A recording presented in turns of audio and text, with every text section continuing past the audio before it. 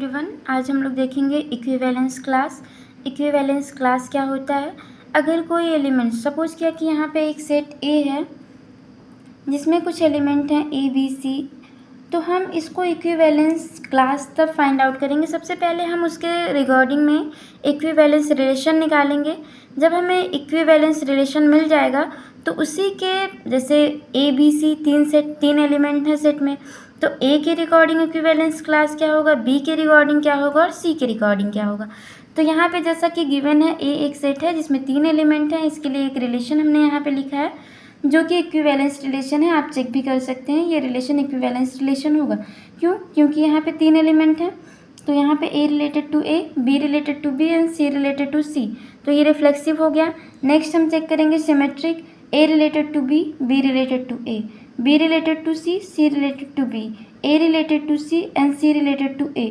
सारे एलिमेंट एक दूसरे से रिलेटेड है, यानी कि ए रिलेटेड बी अगर है तो बी रिलेटेड ए भी एग्जिस्ट कर रहा है, तो ये सिमेट्रिक है। अब हम चेक कर लेते हैं ट्रांजिटिव रिलेशन, यानी कि A related to B, B related to C, A related to C exist कर रहा है। ए बी बी, सी के लिए हमें चेक नहीं करना है। Next B related to A and A related to B, then B related to B already exist कर रहा है। C related to B, B related to C, C related to C already exist कर रहा है। C related to A related to C, then first and third C related to C already exist कर रहा है, तो ये relation transitive relation भी है। तो मतलब ये जो गिवन रिलेशन है ये इक्विवेलेंस रिलेशन है। अब हम इसके लिए इक्विवेलेंस क्लास फाइंड आउट करेंगे। तो इक्विवेलेंस क्लास कैसे फाइंड आउट करते हैं? सबसे पहले जितने सेट में एलिमेंट है उसको ऐसे लिख लेना है, ए किस किस एलिमेंट से यहाँ पे रिलेटेड है उसको सेट में लिख लेना है। तो ए रिलेटेड है बी से, तो बी हो गया। ए रिलेटेड है सी से, सी हो गया।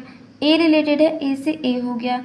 ए किसी और से रिलेटेड नहीं है, तो ये हो गया ए के लिए इक्विवेलेंस क्लास।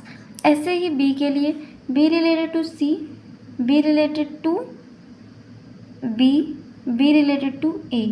सी के लिए, C related to B, C related to A and C related to C. तो यहाँ पे ये इक्विवेलेंस क्लास हो गया ए के लिए, बी के लिए और सी के लिए। यहाँ पे जब भी हम इक्विवेलेंस क्लास फाइंड आउट करते हैं तो वो कभी भी फाई नहीं होता, मतलब एक ना एक एलिमेंट हमेशा उस क्लास में फाइंड आउट होते हैं, यानी कि एक ना एक एलिमेंट हमेशा उस क्लास में अवेलेबल रहते हैं, वो कभी एम्प्टी नहीं होता है। और ये हमेशा इक्विवेलेंस क्लास के लिए ही, मतलब इक्विवेलेंस क्लास हमेशा इक्विवेलेंस रिलेशन में ही फाइंड आउट किया जाता है। तो आज के लिए इक्विवेलेंस क्लास इतना ही। आगे हम लोग पार्शियल ऑर्डर रिलेशन देखेंगे। 1 मिनट, इसमें हम लोग और देख लेते हैं क्वोशिएंट सेट।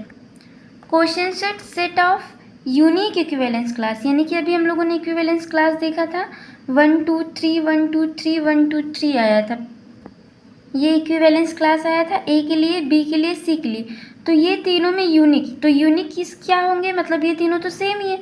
तो इसके लिए जब हम लोग क्वोशिएंट सेट फाइंड आउट करेंगे, क्वोशिएंट सेट, तो ये हो जाएगा ए बी एंड सी, ये हो जाएगा क्वोशिएंट सेट, यानी कि इक्विवेलेंस, ये unique equivalence class is called quotient set. तो ये तीनों सेम है, तो मतलब एक ही बार लिखेंगे, सेट में रिपीटेशन नॉट अलाउड, तो ये है क्वोशिएंट सेट। नेक्स्ट आगे हम लोग पार्शियल ऑर्डर रिलेशन देखेंगे नेक्स्ट वीडियो में।